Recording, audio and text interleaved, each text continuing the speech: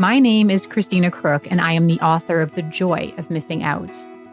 I want to welcome you to the JOMOcast, a podcast for individuals who want to learn how to thrive in a digital age. JOMO is the joy of missing out on the right things. Things like toxic hustle, comparison, and digital drain, to make space for life-giving commitments to people and work that bring us peace, meaning, and joy. The JOMOcast is 100% listener supported. Each episode takes about 40 hours to create and involves the work of our composer and producer, Tom. Hello. Social media lead, Rebecca. Hello. And me. We believe there are new and even more urgent questions to be asked now about digital well-being, given that most of us will need to depend almost exclusively on digital channels for social support for the foreseeable future. On the podcast, we answer questions like, how can I stop comparing online and trust that I am enough? How do I shift my attention from passively consuming online to creatively connecting with neighbors and loved ones? How do I build the self-discipline to see things through? How do I stay on track, doing the things I say I want to do without getting hijacked online? How do I make space for rest and play? How do I succeed in life without burning out? This podcast is made possible by you, our listeners all over the world, from Brazil to Australia, the USA to Singapore. Please support the JOMOcast for just $3 a month. Visit patreon.com/JOMOcast and sign up today. You will get JOMO swag and a handwritten note of thanks from me in the mail, a shout out on the podcast, and a place on the JOMO wall of thanks for all of time. You'll also have the opportunity to ask future guests your questions. To sign up, go to patreon.com/JOMOcast. That's patreon.com/JOMOcast. And thank you for supporting the content that supports you. Think about the word mindfulness for a moment. It sounds like you're thinking a lot, right? Your mind is full. But doesn't mindfulness have something to do with meditation? That's about emptying your mind, right? Isn't mindfulness basically about meditating a whole lot until you get incredibly practiced at being peaceful all the time? Well, not really. Mindfulness is at the polar opposite of mindlessness. Logical, right? And it turns out that living mindfully is simply about adopting a way of being aware, engaged, and interested in everything that fills our present moment. Understanding that these things themselves are neither good or bad, for us or against us, or themselves shifting us toward or away from joy. It's up to us to notice everything and decide what it means. And it can change the way every moment of our life feels. Dr. Ellen Langer, a social psychology professor at Harvard University, is widely considered the mother of mindfulness, researching the topic since the 1970s. She has been the recipient of a Guggenheim Fellowship, the American Psychological Association's Award for Distinguished Contributions to Psychology in the Public Interest, the Liberty Science Center Genius Award, and the Distinguished Contributions of Basic Science to Applied Psychology Award from the American Association of Applied and Preventive Psychology. She's the author of the book that arguably introduced the concept of mindfulness to the public consciousness, Mindfulness, now in its 25th anniversary edition. I am very happy to have her with me now to talk about what mindfulness really is, how we can get there, and how it can help us get through this and every moment with more joy. So welcome, Ellen. Nice to be here with you. Where am I speaking to you from today? I'm in Cambridge, Massachusetts, in my house, quarantined like the rest of the world.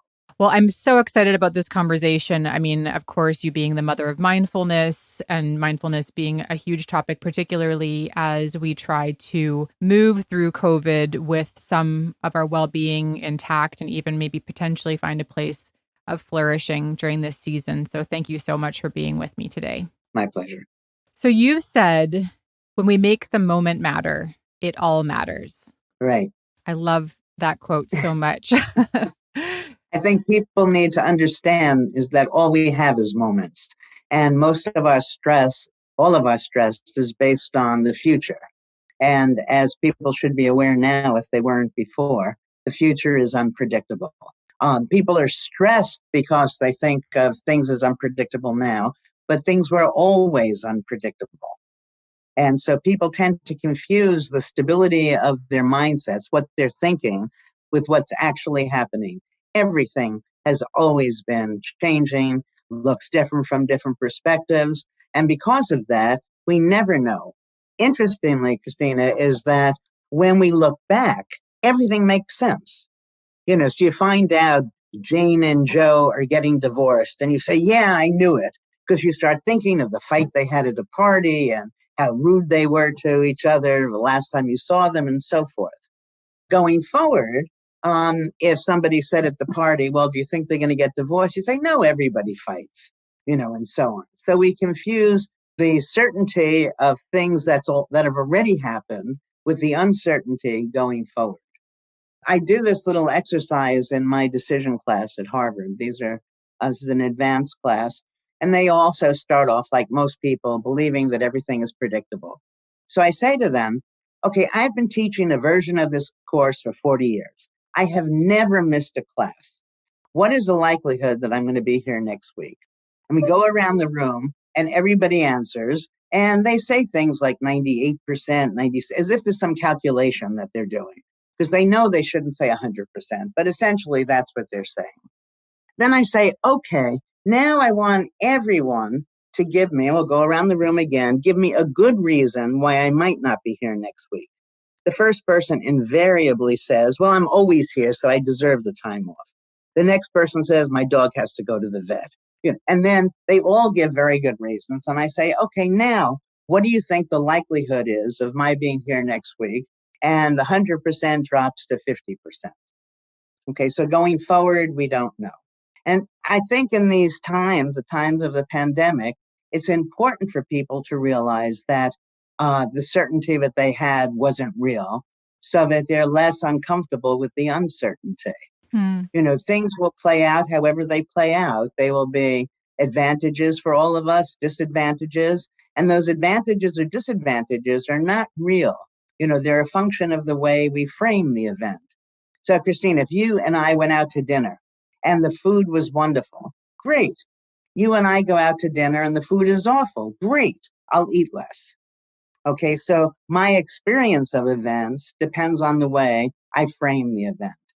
And so our stress is essentially of our own making. And it's very important now for people who are really, really stressed to understand this, because stress is probably the biggest culprit with respect to health and or the absence of health, all illness. So stress relies on two things. First, something is going to happen.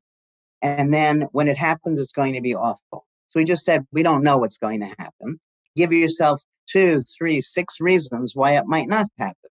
So you already feel better. It was definitely going to happen, to now it may or may not. And then think of the advantages to it actually happening. And I know that people are shaking their heads and saying, well, if somebody finds out they have the virus, how are you going to reframe that? And it turns out that, first of all, very few of us will actually get the virus. But when we get the virus, there are specific things we can do. But there's data on illnesses, cancer, strokes, where when people first have the stroke or first get the diagnosis of having cancer, of course, everybody is stressed and worried, what have you. But in a very short time, many of those people first come alive. They say, oh my gosh, I'm not going to live forever. Let me make the moments matter.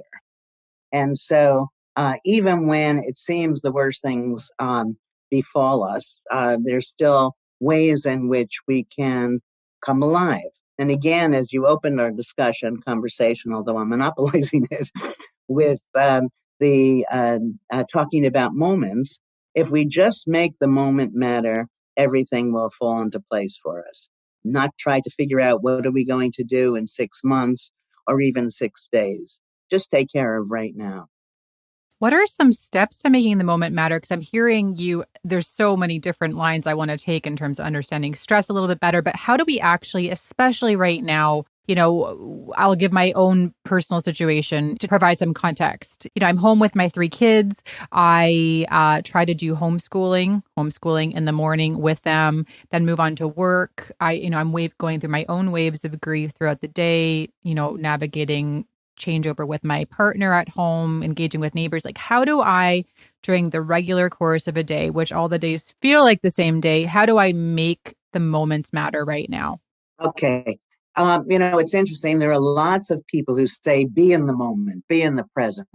And I laugh at that in the way that you're suggesting, sweetly though, because everybody thinks they're in the moment. Because when you're not there to know you're not there. So it's a very good question. How do you be in the present? And that's what mindfulness, in the way I study it, is all about. It's the simple act of noticing new things. And as you're noticing new things about the things you think you know, first you come to see, gee, you didn't know it as well as you thought. So your attention naturally goes to it and it becomes interesting again.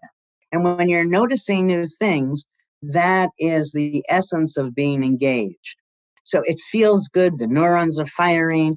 And we have 40 years of data showing that it's literally and figuratively enlivening.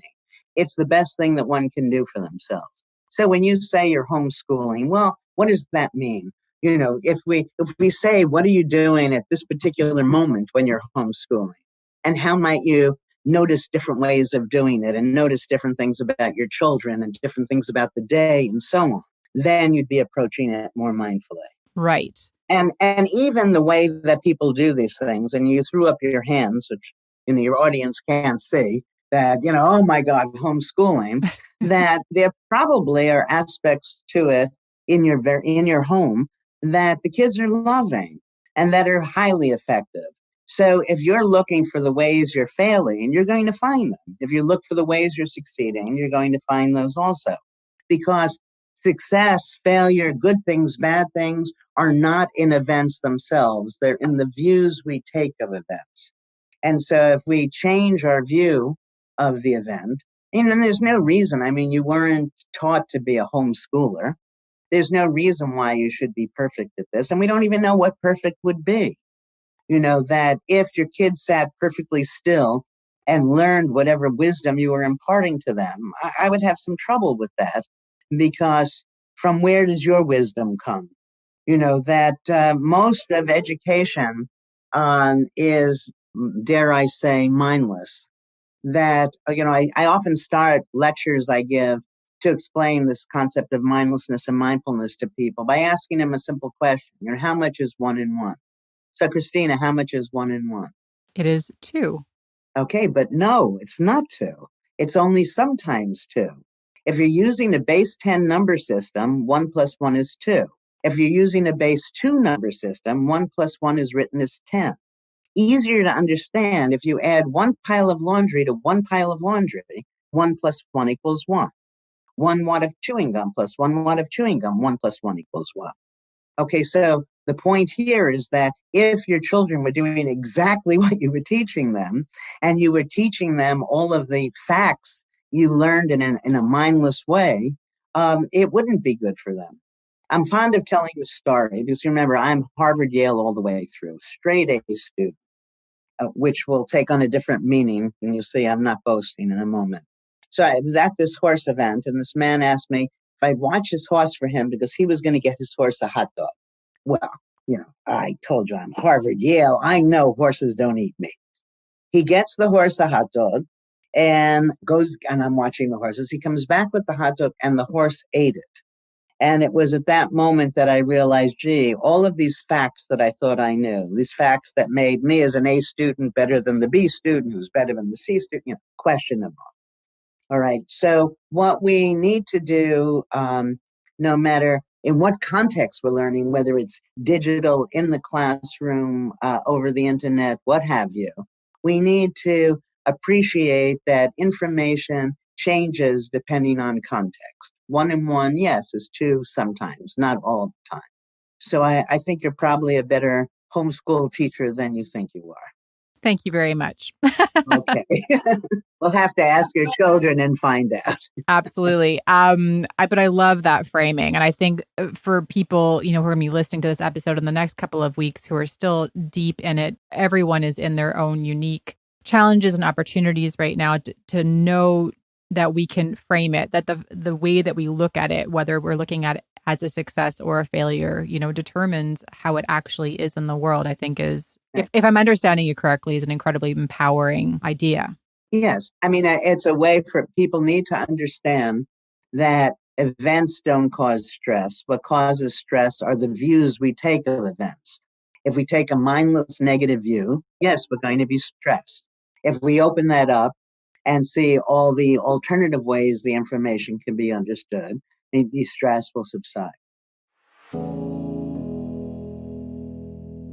So based on your study of mindfulness, what are the most important practices that will help see us through COVID-19? Yeah, well, okay, so it's interesting because mindfulness, as I study it, is not a practice. Meditation is a practice. I used to do research on meditation, which is fine. Meditation, though, isn't mindfulness. Meditation is something you do in order to become more mindful. For the work that we've focused on over the last 40 years, all you need to do is actively notice new things. And when you actively notice new things, then you realize you didn't know it.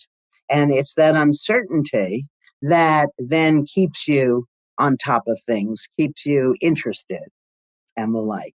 Okay, so if you were going to come visit me in Mexico and you've never been to Mexico, and let's say it cost you a lot of money for your plane ticket and the virus has passed and everything is safe, when you get off that plane, you're going to be looking to see all the ways Mexico is different from wherever you were traveling from. All right, you don't have to practice it. And the travel example, when travel was fun, is a good example because mindfulness, as I study it, is effortless. So you should be mindful virtually all of the time. Now, why do I say that? You should be mindful virtually all the time because over 40 years, we've done 40 years of studies that show that mindfulness is the essence of well-being. It's good for your health. It's good for your relationships. When you're more mindful, people see you as more charismatic, more trustworthy. When you're mindful, you leave the imprint of that mindfulness on the products you produce. So what you do tends to be better. And it's easy and it's fun.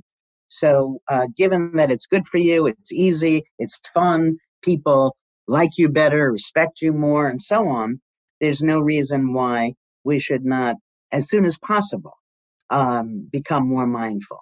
And the alternative is, being mindless, being like a robot. And I think if you're going to do something, you should show up for it, even if it's brushing your teeth or some activity that you do every day. Be there while you're doing it, and you'll do it better. And then the neurons are firing, and the activity itself becomes more meaningful. Now, problem with the pandemic for lots of people who are quarantined is that all the things they do in the house, they've done largely mindlessly to get them done to get out of the house or to get these things done so they can get on with their work that's no longer pressing and so on.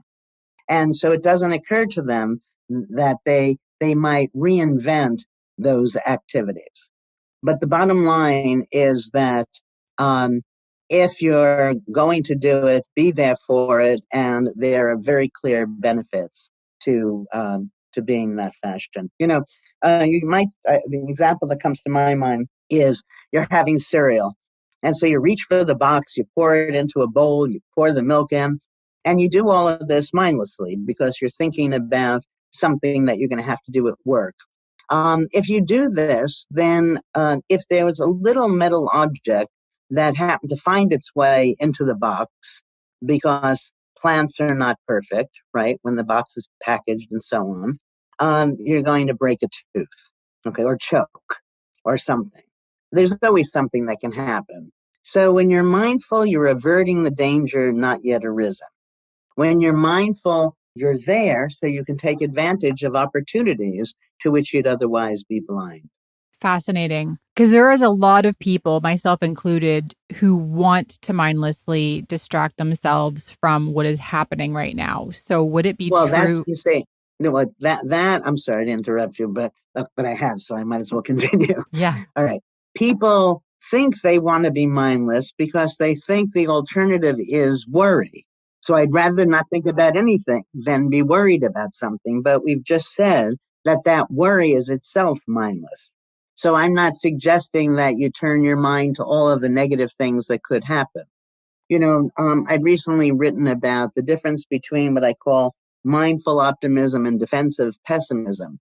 So defensive pessimism, which is a style many people have, and sadly during the time of the pandemic, more people have adopted it. It's the view, essentially the expectation that something awful is going to happen. So expect the worst, but hope for the best.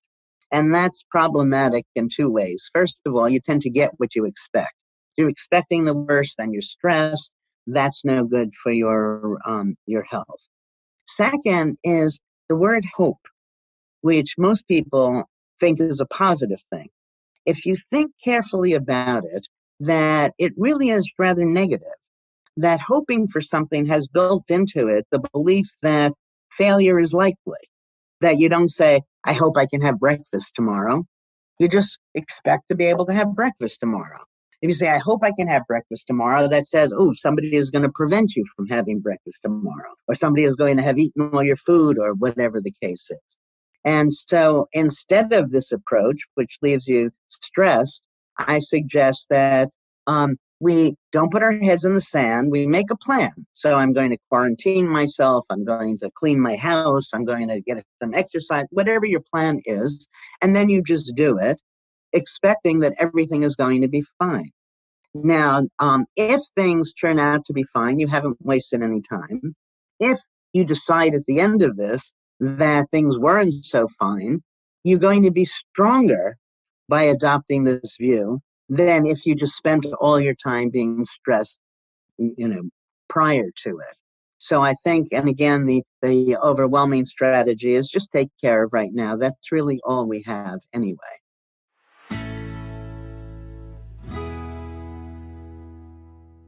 One of the questions I had for you was, what is the impact of the COVID-19 pandemic on our ability to be mindful, present, and self-regulating? I think we spoke a little bit about that already. How does it differ from other difficult things in our normal experience? Well, I think that it differs in part because we have a sense that the whole world is going through it. And that in some ways makes it easier, right? I mean, if it's just me, what's wrong with me? Everybody else can deal with not having a date on Saturday night, or whatever the case happens to be. I don't know where that example came from at 73 years old. I never know what I'm going to say until I say it. And now people make an attribution to whatever is going on to the pandemic. We all have challenges that we're facing every day. The pandemic is obviously an incredibly unique challenge that we're facing. So I'm curious about mindful. You've clarified for me that the mindfulness is not a practice, but how being mindful, or how some people would use it interchangeably, to be present. So you get up in the morning and you figure out what you want to do with the day. So for me, I get up and I get dressed. I could be in sweatpants all day long, but if it's not just one day, I think that works against our feeling good. Then accomplish something. If you've always wanted to paint, start painting without worrying about if it's any good. Start cooking things. Be clever figuring out how to exercise without going to the gym. And then you're going to save a lot of money when the gym finally opens up again. For me, I mentioned this the last webinar I did. I think I slept wrong, and so I had a little ache in my shoulder. I went out, and I don't have a heating pad. I went out to my small backyard. I found a rock, smooth rock. I wet it, put it in the microwave for 10 seconds, put a cloth around it, and I had a heating pad. So there's an opportunity to say, okay, the recipe calls for this. I don't have this. What else might I use? Now, two things follow from that. One is that you may learn that you can substitute yogurt for sour cream, for example. Two, you learn that when whatever you were trying to make didn't work, so what? Most of the things that we waste our time caring about are just not worth the time. And I think that's one of the larger lessons that people are learning. Now it's interesting with the social distancing. I think many people are having more interactions with friends than they've had before. I've had people, I'm sure I'm not alone in this, who I haven't spoken to in 20 years contact me. Are you all right? And so on. So my immediate network has increased. And that's very nice. And that also helps you hold on to what things actually matter. Mm-hmm. Since you can't go shopping, and if you're a clothes horse or whatever, you see that, I can wear these same pair of pants every day, wash them on occasion or whatever. And it's all fine. So maybe I didn't need all of the items. Your hair is getting long, you just put it up, or cut it yourself, or realize that who cares again. It's easy worrying about things when it's only you. When you know that for all women over 50, your roots are starting to show, your gray hairs are, then it's more laughable. For sure. Or 30, if as the case may be over here. Okay, sure, or 30. I mean, the main thing is that this is a time for us to get in touch with what actually matters to us and let the silly things go by the by. I love that. Some of the things I wrote down was get dressed, have a focus for the day, put your attention towards something. And I also wrote down problem solving, your example of the stone. I recently entrusted my hair to my husband, who cut it for me. And I will say that was a deep new shift in our relationship. It was an opportunity for us to trust one another and to, risk something together. Yeah, but not just that. No, I think that's wonderful. But it's also to realize that, so what happens if you have a bad haircut? How is that going to matter? The people who love you are not going to stop loving you. The people who don't know you are not going to have any feeling one way or the other. I mean, and hair grows back, So again, it's a matter of settling in to what actually is important to us. I thought if there's time and if you're interested, there are health things that we could also talk about with respect to this virus. Yes, please. Yeah. Okay. So we've done a lot of research on what I call attention to symptom variability. And it's just a fancy word for being mindful. That for most of us, when you get a diagnosis, no matter what the diagnosis is, there's a tendency to think that everything will be steady state or just get worse. But nothing moves in only one direction. There are times it's better, times it's worse. And the essence of this treatment, most people only notice when they feel the symptom. The essence of this treatment is to notice when you don't feel it, which is much harder. Because if you don't feel it, then, well, why? Why am I fine right now? And so what we do is we take people who've had all sorts of diseases. We obviously, or maybe not obviously, haven't had a chance to do this with COVID-19, but we've done it with MS, chronic pain, arthritis, depression, many, many disorders. We're doing it right now with Parkinson's, stroke, and so on. So I think that if it works and has worked for the majority of those diseases, then it should also work for COVID-19. What we do is very, very simple. We just contact people at random times throughout the day over the course of 2 weeks. And we ask them, how do you feel right now? And is it better or worse than before? And why? Now, three things happen when you ask that why question. The first is that, you see, it's not steady state. And you come to realize, I don't have this thing all the time, so you tend to feel better. Second, when you start looking for why does it feel better now than before, that's mindful. And as I said, we have lots of research where that mindfulness is good for your health. And third, if you look for a solution, you're more likely to find it. So if I think I'm stressed all the time, and then you're contacting me at random times, and I see, oh, when I'm talking to John Doe, I'm stressed. When I'm talking to Christina Crook, I'm not stressed. Well, then the solution is very simple. Don't talk to John Doe, or talk to John Doe the same way I do when I'm talking to Christina. Okay, so solutions present themselves. And these are some pretty big diseases, multiple sclerosis. We're doing it now with Lou Gehrig's disease, ALS, and so on. Stress, depression. When people are depressed, they think they're depressed all the time. So when you're not depressed, you're not paying any attention to it. Next time you're depressed, you think, oh, I'm still depressed.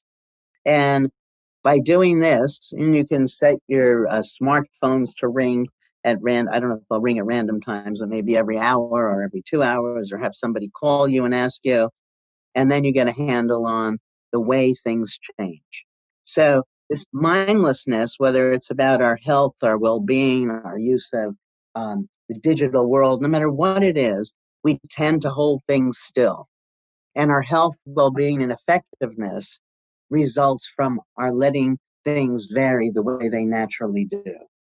I'm curious whether that kind of practice would be helpful for people while they're moving through the pandemic. I know a lot of people are journaling or getting back into journaling in a way that they haven't before as a way of processing. Do you think that would be a helpful practice to sort of check in? For sure. Even you with your homeschooling, right? You've settled in, oh my God, this is a disaster. Well, I'm sure it's not a disaster. I'm sure there are parts of it that are a disaster, other parts that are great, parts that are in between, and so on. And by you doing it, then you come to say, I'm not such a bad homeschooler after all. Mm-hmm. And again, we go back to, I don't want to leave it on that note, because we want to make sure that when people are teaching, that they're teaching mindfully, not giving people a set of facts. The horses don't eat meat, 1 and 1 is 2 sorts of information. Yeah, I'm finding it's been so interesting moving through this as a family. I feel like we've been trying to do it as mindfully as possible, even noticing that we have very little tolerance for things that don't feel good. The things that we've just done out of habit that just are not working anymore, and having an intolerance for that. And with the homeschooling, I find what is working well is leaning into our natural curiosities. The kids, like, what is an area of the world you're interested in? Or we're really enjoying this chapter book. Let's just spend another hour reading it together. Homeschooling also provides an opportunity to see that any activity can be the basis of learning all the subjects that one needs to learn. If you're cooking, we only have a cup of sugar and it calls for 2 cups of sugar. So then what do we do with the amount of flour it says to add? Well, if we're using half the sugar, then what's half of a cup of flour? So we can do math. We can go online and see, how did people bake this bread 100 years ago? And how did that vary across cultures? And so on. So we can put the bread in the oven and then learn something about, physics. Everything can be learned based on their initial interest. But it's also important to know that our interest, whether it's in things, activities, or people, is a function of how we mindfully approach them. So the more mindfully you approach an activity, the more interesting the activity will be. So we did a study forever ago. We used the stereotype of women not liking football, and people who like classical music not liking rap music, and people like rap music not liking class. So we had subjects, a lot of participants doing a lot of things that people hate. And we had one group just do the activity. Another group noticed 3 new things about it. Another group noticed 6 new things about it. And, so we vary the number of things, and that's just doing it mindfully. And what we found was across all the activities, the more you noticed, the more you enjoyed the thing you were noticing. So, and that happens with people also. I don't like Mary for whatever reason. That's because I'm seeing Mary in a mindless way, holding her still. And now if I notice new things about Mary or your husband or your kids or what have you, then they become more interesting. Things are only uninteresting because of the way we've mindlessly learned to look at them. Everything is potentially interesting. I have this, when I was giving a talk years ago on Becoming an Artist book, I remember I have this slide where I have a quote from Mark Twain, and it's wonderful. I don't remember the quote, sadly, to tell your listeners, but basically he's talking about water. That's all he's talking about is water, and he makes it sound exciting. And, anything can be made to seem exciting. On the other hand, I remember I was traveling in Italy, and there were these kids who were wearing T-shirts that said New York, which meant they weren't from New York. They had just come from New York. And so we gave them a ride. That was years ago when doing such picking up people was okay. And, we asked them, how did you enjoy Manhattan? And they said there was nothing to do. Now, there's no place else on earth, I think, where there is more to do, more that's exciting. So the point is, water can be fun. New York can be not fun. It's all in the way we choose to understand things. So if you're staying in the house and you're bored, that's not because being in the house is bored. What you need to do is take those things that you think you know and start paying attention to them again.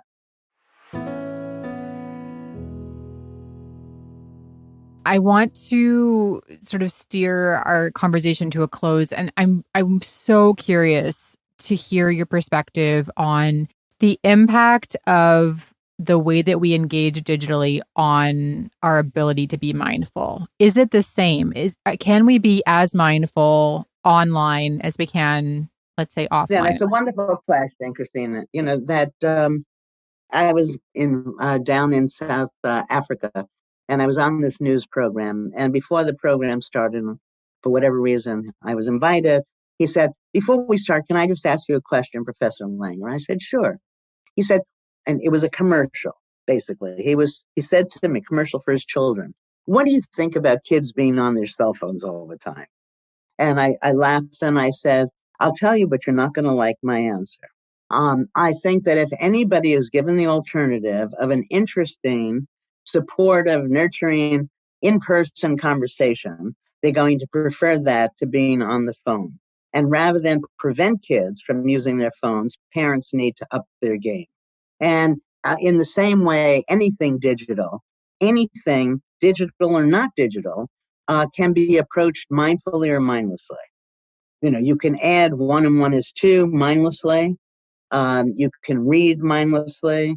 You can watch television mindfully. You can be using some computer program mindlessly or mindfully. Same thing with cooking. You can follow a recipe and, oh my gosh, it says two teaspoons of whatever, and I only have a teaspoon and 3/4, and then you decide not to make it. Or you can approach it that a recipe was just something somebody else in the past put together. Doesn't come down from the heavens, and the same thing for the way to make use of the digital world.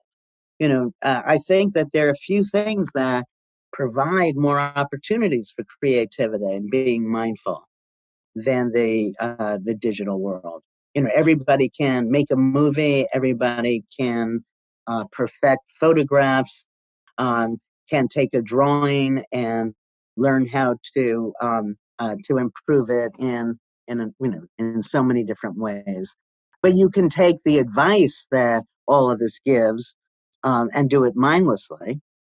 So one can paint by numbers, in which case you're not going to accrue any of the benefits to being mindful, or you can paint more mindfully, which would mean attention to the process and not worrying about evaluation or the outcome. And that's, by the way, the major difference between creativity and mindfulness.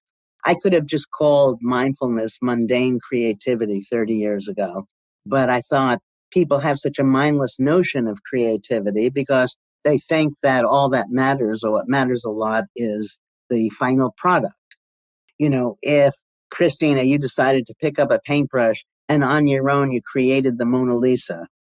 Not my favorite painting, by the way, but that doesn't matter. Very well respected. And nobody in the world is going to say, wow, good for you. Go girl, look at you just painted. But it could be quite mindful. Okay, so that it's the process that matters. No matter what we're doing in the digital world or the more traditional world, the way you approach it determines the effect it's going to have on you. It's also going to determine the degree to which you're likely to come upon something new. That if you're just mindlessly following instructions, you're not going to be able to get any place that the person who gave you those instructions hadn't already gotten to. And if you do it your own way, and this is something that I try to teach all my students, there's many people who listen to me. Essentially you can do it your way or their way, whoever they are. And you can succeed or you can fail. And if you have those four options, then if you do it their way and you fail, to me, there's no greater cost. Whereas if you do it your way and you fail, well, at least you've done it your own way. Then when we remember that the way to do things is determined only by people at a different period in time.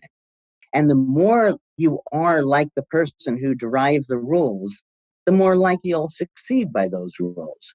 But to put it differently, the more different you are from that person, the more important it is for you to find your own way of doing it. When I lecture on this and I have a large audience, I'll look in the audience for a man who seems very tall. So I'm 5'3". I try to find a man 6'2", 6'3", invite him to the stage, and we just stand next to each other. And it looks very bizarre. And then I'll put my hand next to his hand, and you can see his hand is maybe 2 inches bigger than mine. And then I say, does it make sense for us to hold a golf club, a squash racket, a pickleball racket, a tennis racket the same way? No. It doesn't make sense for us to do anything physically the same way. And so if he made the rules, I'm never going to be as good as I can be. So you need to learn the rules of everything mindfully, which means conditionally, which means sort of this way, maybe it could be, it would seem that, rather than this is the way. Many horses don't eat meat. It doesn't mean all horses don't eat meat. 1 and 1 can be 2, but it's not always 2. Okay, so you learn the rules that have been passed down from the ages or given to you from the experts, and then you adjust it to what works for you, whether it's the digital world or the more traditional world. When someone goes into an experience, not for the experience itself, but for with the intention of capturing that experience to put on the internet, what is happening there? Give me the example you're reading from. The example would be, I'm going to go outside and do a dance, but I'm doing the dance with a video camera with the intention of it being performative for an audience. Or I'm going to see one of the great wonders of the world for someone else's consumption. What's happening in that experience? That's really no different from anything else that we're doing. You can, again, do it where you have a rule book. Here's how you do that dance for people to appreciate. And if you don't get beyond that, it's going to be hollow. People know. Have you ever been to ballet and your eyes are riveted to this person over on the right? Now, the person in the center technically is the best dancer. That's why they're in the center. But there's something at this moment while you're there that draws you to this other person. And that's because that other person is being mindful. So there's nothing about starting the activity to go do this performance, for example, that you want to then put on the internet. You can begin it, but the way to do it is, again, to have the general sense of how you want it to be, and then allow yourself to invent it as you're doing it, to make subtle changes. And then it comes alive for you. And then our data say that the audience actually knows this. We had symphony orchestras performing the same piece, but where they were instructed either, remember the time you played this where you were pleased with your performance and just try to replicate it, versus they were told, make it new in very subtle ways that only you would know. Now they're playing classical music, so it has to be subtle. We record the pieces and then we play them for people who have no idea what the study is about. People overwhelmingly prefer the mindfully played piece, the piece where you're making it new. So I'm saying whether you're baking bread, whether you're doing the performance that you're speaking of outside that you're going to put on the internet, whether you're brushing your teeth, no matter what you're doing, you want to be there. And what the way to be there is to make it new for you. It doesn't have to be new in gigantic ways, just subtle things that will keep you noticing. And as you're noticing, you're engaging, your neurons are firing, and people watching are taken by the charisma that is flowing from you.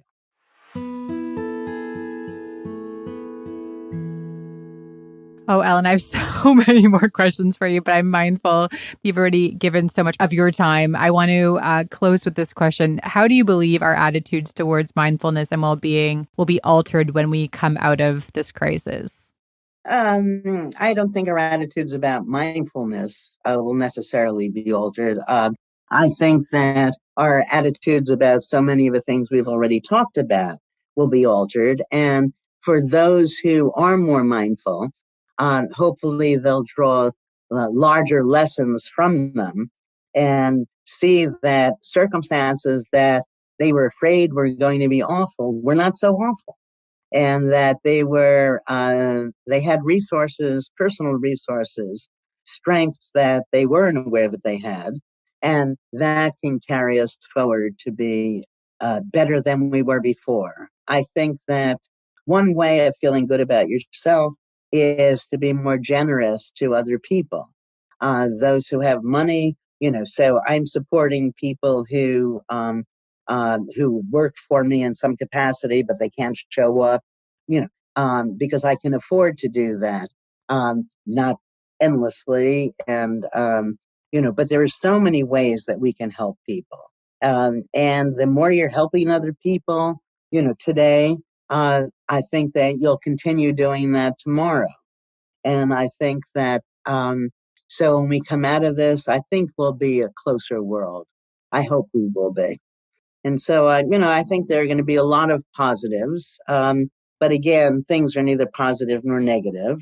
I think people are probably going to gain some weight. And we may change the norms and say that, gee, if you put on a little weight, you look better than if you're emaciated. Who knows?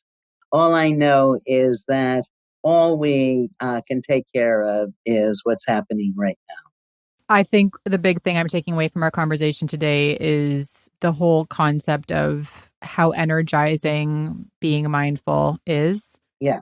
And I think that the whole concept of wine o'clock, just unwind with wine, that becoming sort of normalized. I think us giving ourselves permission to just mindlessly consume, especially at the end of the day, to unwind, so to speak, actually isn't unwinding. And that's something I've been paying attention to just over the last few weeks, is how I feel after, just mindlessly watching a couple of sitcoms versus watching a talk that I think is going to be intellectually difficult. Christina, I'm telling you, watch those sitcoms mindfully.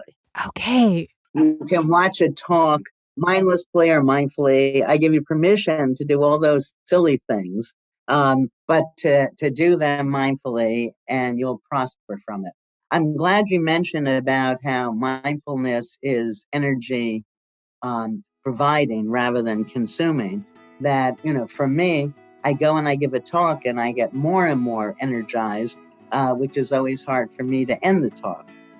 So I need the person I'm talking to be aware that, gee, your listeners are probably, your listeners probably aren't doing anything but listening, right? Because there's not a whole lot that many of us can do. It's true. Or going for a walk. But thank you so much. No, absolutely. Mindfulness as being energizing, I think, is my big takeaway today. Thank you so much for being with me today. My pleasure. It was fun. Be well. Thanks for listening. You can learn more about our guests in the show notes and by visiting JOMOcast.com. The JOMOcast is edited and music composed by Thomas J. Inge. Visit Tom online at tinge, that's TINDGE.com to learn more about Tom and his services. The JOMOcast is listener supported. Sign up as a patron at patreon.com/JOMOcast. Patreon support makes the podcast possible. For just $3 a month, you will keep these conversations going. That link again is patreon.com/JOMOcast. Don't forget to subscribe to the podcast with your provider of choice. And if you loved this episode, leave us a 5-star review. These reviews are a powerful way you can help us reach more listeners. I'm your host, Christina Crook. Thanks for listening, and may you find joy missing out on the right things.